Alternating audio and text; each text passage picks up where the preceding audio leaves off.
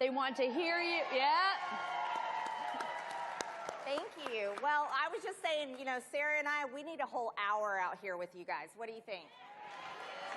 We would love to do it. They are going to keep us on a timer, so I'm going to start off with the first question. And I told you, I'm going to give you an opportunity to respond to these allegations that came up and lies. We saw memes and lies. I showed you one of them, trying to compare your statements to Adolf Hitler. Well, there we go. The laughter from the crowd is exactly right. Well, you know what, Sarah, I take that very seriously. Ever since I've become a member of Congress, I've been the most attacked member of Congress in United States history, and I'm appalled by it, and so is my family, and so are my friends, and so are my district.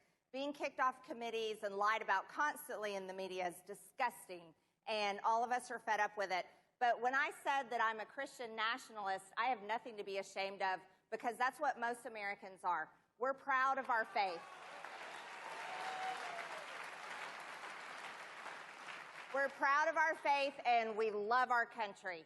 And that will make America great again. When we lean into biblical principles, you know, is there anything wrong with loving God and loving others? No.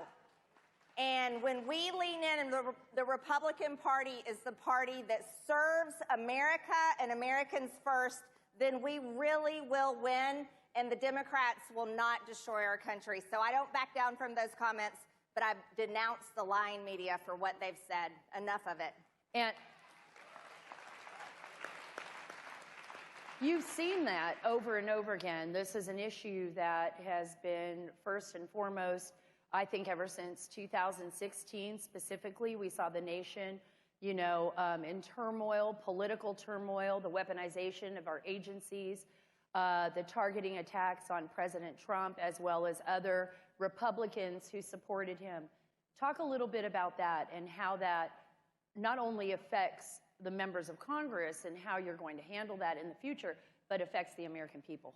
Well, I think it affects all of us. And what I've seen in Washington ever since I've gotten there is fear. Because of these lies in the media, and look at what we've all dealt with. Why is it that the mainstream media, and why is it that the trolls all over social media, and you know the ones that run the big tech platforms, why do they get to lie about President Trump, his administration, Republicans like me? Why does CNN get to sell the Russian collusion lie over and over and over again, and now sell Liz Cheney's lie of January 6th over and over and over again? Why do they get to call me horrific names and call you horrific names, kick all of you off of social media and silence your voices? Why do they get away with it? But yet at the same time, Sarah, you want to know something? Like somebody like Alex Jones, who did say some things, but yet he is being politically persecuted right now and being forced to pay out millions and millions of dollars. And no one agrees with what he said, but what we're tired of is the political persecution. I'd like to know, when the Democrats and the liars in the media and the people that canceled all of you and me on big tech, when are they going to pay all of us millions of dollars, right? Well, I tell you what, Sarah, here's this. When Republicans take back the House, I'm going to be one member of Congress that's there to hold everyone accountable. And I think that's the most important thing I can do. Let's talk about that. When Republicans take back the House, if that happens this November, what are going to be your main priorities? And they're talking about you for oversight right now.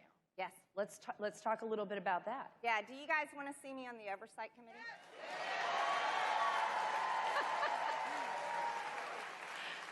Yeah, there'll be some fire coming out of that committee. Sarah, you have reported on some incredible abuses, just outright breaking laws, horrible things that we've seen from our politicians, and those are the type of things I'd like to go after. Here, I'll just give you guys a few. What do you guys think about Anthony Fauci and Dr. Rachel Levine? Right. Yeah, I think any doctor that practices Frankenstein science that led to the creation of COVID-19, I think he should be fired. What do you guys think? That's a very good point. Yes. Because, and just to clarify for everyone, Senator Rand Paul has been very open about this as well, there's been evidence that the Wuhan laboratories knew that when the virus was released, it would go across the globe. Now there's evidence that NIH funded Wuhan laboratories. Absolutely. So what you're saying is accurate. Are you saying there will be consistent and absolute oversight over what happened? Are we going to get to the truth? What happened with China and the NIH? Yes, absolutely. Not only do we need to get to the truth, we need to hold them accountable. If they can have a fake January 6th committee that is persecuting President Trump's administration and staff, innocent people, and if they have a judicial system, a Department of Justice, and an FBI that has led to the persecution of American citizens that did go in the Capitol on January 6th, but now they're being held in jail still to this day, that they need to be held accountable. We can't be the Republican Party that just talks the talk on the campaign trail anymore, Sarah. We have to be the Republican Party that delivers.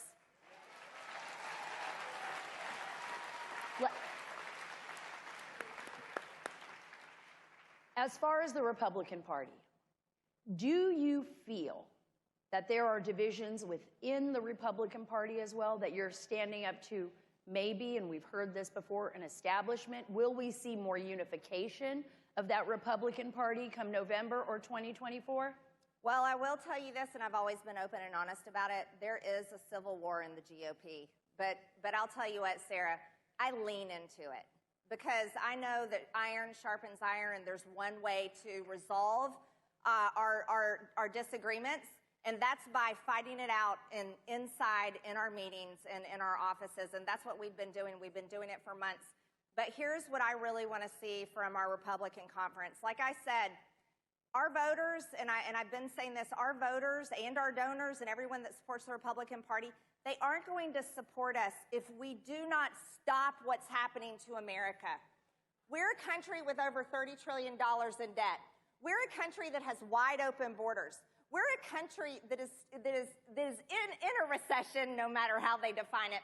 We are a country where our children are being brainwashed that they can change their gender when absolutely they cannot. Each of us are made in the image of God, in his image, male and female in his image.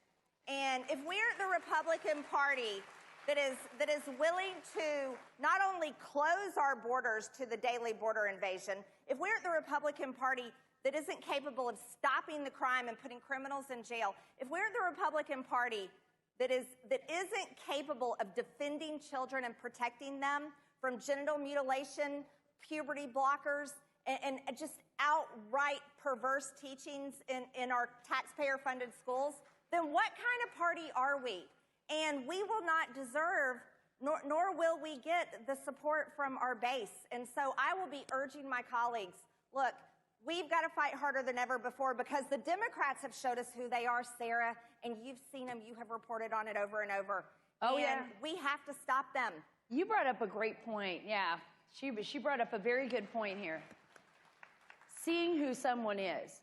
It's important that certain positions in government carry certain qualities. Now, I'm not going to put you completely on the spot here as for House Speaker, but what are, right? I mean, you can go there if you want, but what are the qualities that you look for in a Speaker of the House? What I'm looking for is fearless leadership. I'm looking for a speaker that's not going to be pushed around by the lobbyists and the corporate PACs because I don't take their money. And I'm looking for a speaker